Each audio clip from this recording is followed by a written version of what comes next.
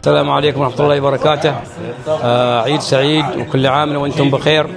عاد الله علينا وعليكم وعلى أمة محمد بالخير واليمن والبركات، وفرصة سعيدة في هذا الجمع الطيب في يوم عيد، يوم الفرحة الكبرى، يوم سعيد.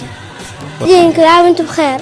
الله أتقدم إليكم بأسمى آيات التهاني والتبريكات، سائل الله عز وجل أن يتقبل منا ومنكم صالح الأعمال في هذه الأيام المباركة، وكل عام وأنتم بخير وصحة وسلامة إن شاء الله، ومن العايدين الفائزين.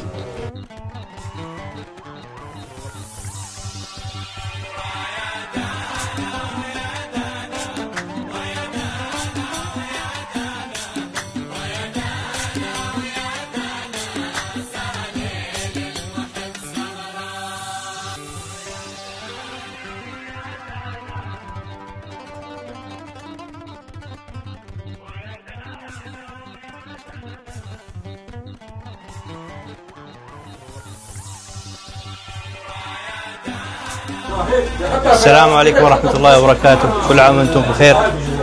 تم تصوير المقطع هذا في مجلس الجد عيضة أحمد طرموم عام 1447 بحضور الجد هادي محمد طرموم والجد عبيد أحمد طرموم. نسأل الله أن يمدهم بالصحة والعافية، وهذا المقطع للتوثيق وللذكرى، يعني كل عام وانتم بخير. بمناسبة عيد الفطر المبارك، كل عام وانتم بخير، وتقبل الله منا منكم صالح الأعمال وعساكم العواد.